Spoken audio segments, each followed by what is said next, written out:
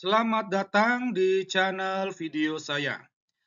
Pada video saya kali ini, saya mengajak Anda untuk melihat tentang problematik dan kontradiksi surganya Islam. Ya, seperti apa gambaran surga Islam itu? Nah, sebelum kita membahas topik ini, kami mohon dukungannya untuk terlebih dahulu mengklik tombol subscribe atau aktifkan loncengnya agar Anda mendapatkan video-video kami yang terbaru. Dan jangan lupa untuk mengklik tombol like serta mohon video ini di-share. Nah, kalau kita melihat membaca Al-Quran, yang pertama-tama kita akan menemukan bahwa Al-Quran itu surga itu merupakan tempat keabadian, ya. Itu.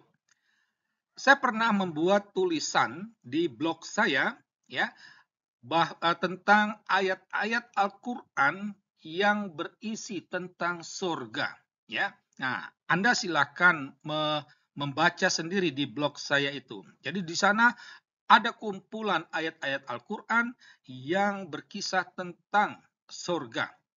Nah, kalau kita membaca ayat-ayat tersebut, ya, ada banyak ayat-ayat Al-Quran yang menyatakan bahwa masuk surga itu artinya kekal, ya. Itu artinya orang yang masuk surga itu akan mendapatkan hidup kekal, bahagia kekal.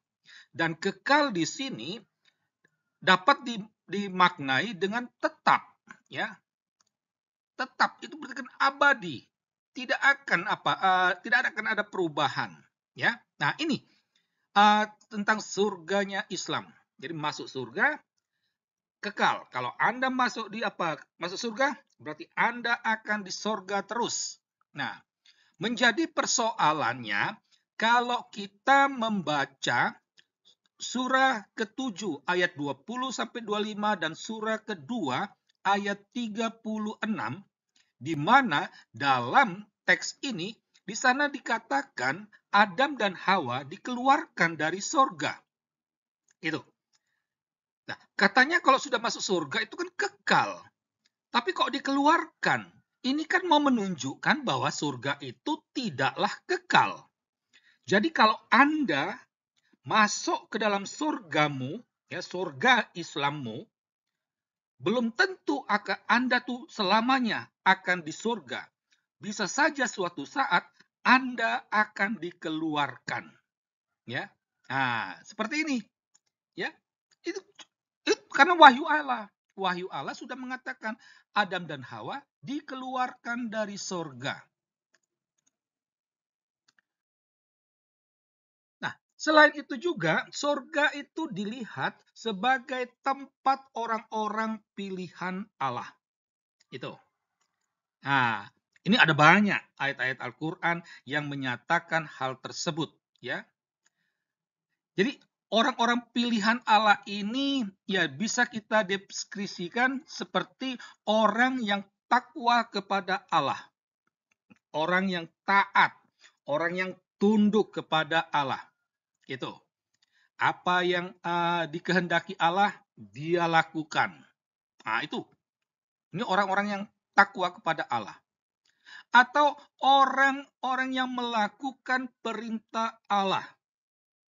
Misalnya, perintah membunuh orang kafir, perintah membunuh orang murtad, ya. Perintah untuk memusuhi orang kafir. Orang kafir di sini berarti orang yang bukan Islam. Itu.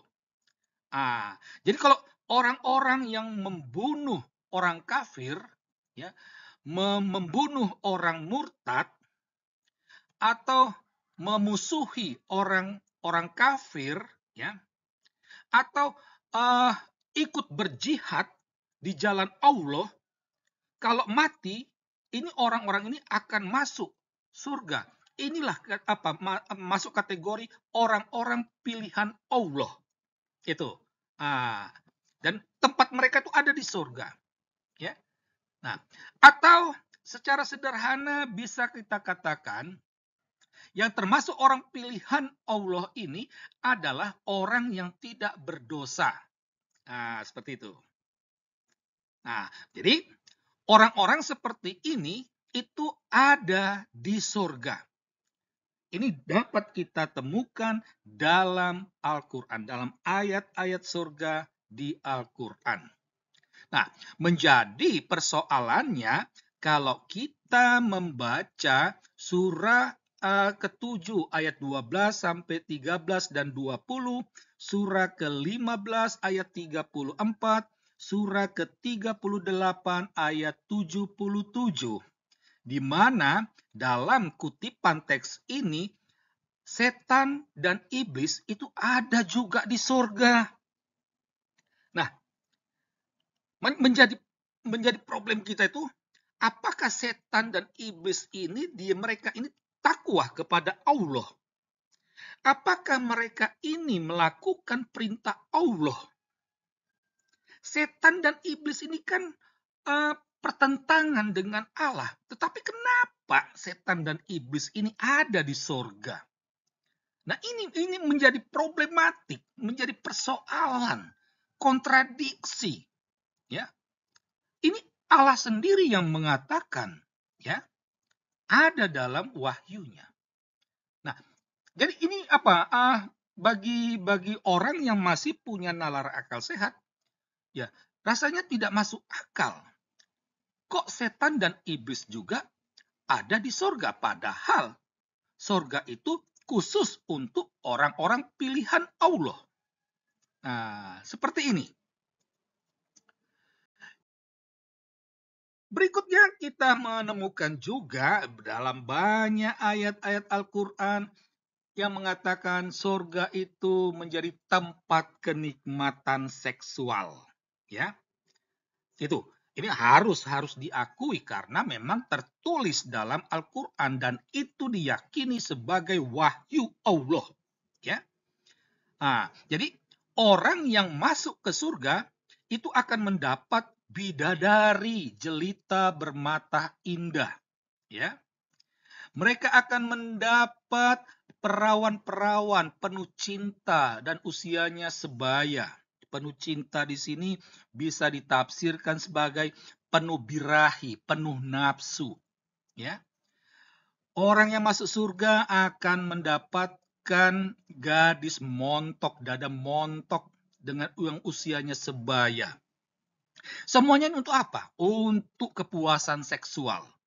Karena itu tidak heran ada banyak ustadz dengan terang benderang dalam tausiahnya mengatakan bahwa di sorga nanti tugas para kaum pria ini hanyalah untuk memecahkan perawan-perawan. Karena apa? Karena setelah disetubuhi, gadis-gadis itu dibuat Allah menjadi perawan lagi. Itu. Besok setubuhi lagi. Perawan lagi. Setubuhi lagi. Itulah kenikmatan seksual yang ditawarkan oleh Allah. Itu dah gambaran surga Islam. Nah, menjadi persoalannya itu, ya, gambaran ini jelas-jelas bagi orang yang masih punya nalar akal sehat, masih punya hati nurani, ya. Ini akan mengganggu akal sehat dan nuraninya. Karena gambaran seperti ini membuat surga itu tidak ubahnya seperti tempat pelacuran ilahi.